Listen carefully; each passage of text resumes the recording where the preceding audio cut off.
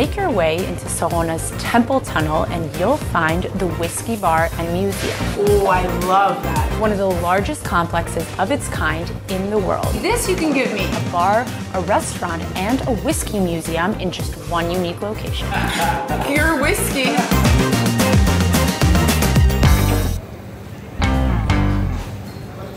When you give me pure whiskey, I have a little bit of a hard time. Of course, some of the whiskeys are very unique and the expressions are very rare. For people that are having a hard time with straight whiskey, we have amazing whiskey cocktails. We're the 5th largest whiskey bar in the world. Our version of pina colada without whipped cream. I love it, love it. We have more than 1,000 different expressions. This is like a dessert. Every guest that wants to know certain information about a whiskey, we'll teach him the whiskey making process and specifically details about the whiskey that he wants to drink. I love this. The walls are lined with over 1,000 whiskey varieties, hailing from an extremely wide range of countries. Enjoy. From Scotland and Ireland to Hong Kong and India. And the absolute best part about it, all of the bottles are available to taste and buy. Come help me eat. Me and all my dishes. We try to bring the Israeli society a little bit closer to whiskey. As per usual. And explain what's the correct way to drink whiskey. I get fed an excessive amount of food. We think that whiskey should be consumed on the rocks in an old-fashioned glass, but Belvini 12 double wood. Actually, the proper way for a connoisseur to drink whiskey is in a Glencairn glass, Scotch single malt. It basically allows us to feel the aroma in a proper way. 12 years old. The proper way is actually to put the glass this way, and then we just put our nose close to the glass. Sides. Fruity flavors. Don't put your nose inside. Vanilla. Located in the upper part of the glass, and you feel that fruity aroma. Yeah. Quite an elegant. You can smell this whiskey. Yeah. And a very smooth, nice whiskey. You know I can't drink whiskey, right?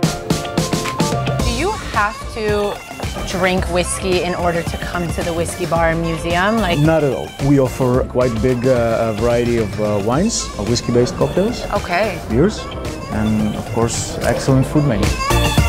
Is it food that you can say complements the whiskey? How does it work? You cannot serve good whiskey with bad food. Okay. So it's really high-quality food. Nothing I love more.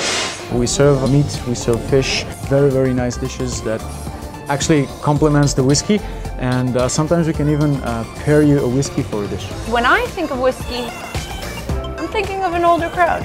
Part of the place is the ability to show the younger crowd the beauty in whiskey. By serving someone a very good whiskey cocktail, you get him closer to whiskey specifically. Either way, cheers.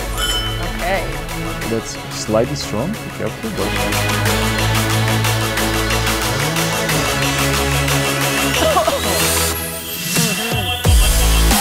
I already got drunk before I even tasted it. I smelled it and I was like, whew. Am I supposed to drink this one now? Yes, this one is Belvini Caribbean cask, aged for a short period of time in a rum barrel.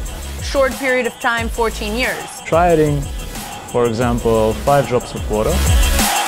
You can almost smell it better when you dilute it with water. Every guest in the Whiskey Bar and Museum, he'll get a dropper.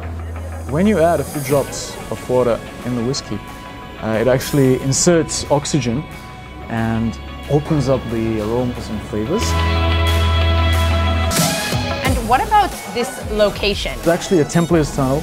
It was built 140 years ago by the German Templars. Wow. We were actually not allowed to touch the walls. It used to be a wine cellar 140 years ago. You can tell. You can get the vibe of a wine cellar here. You feel the ambience when you walk in here, where it's like you feel like you're in an ancient place.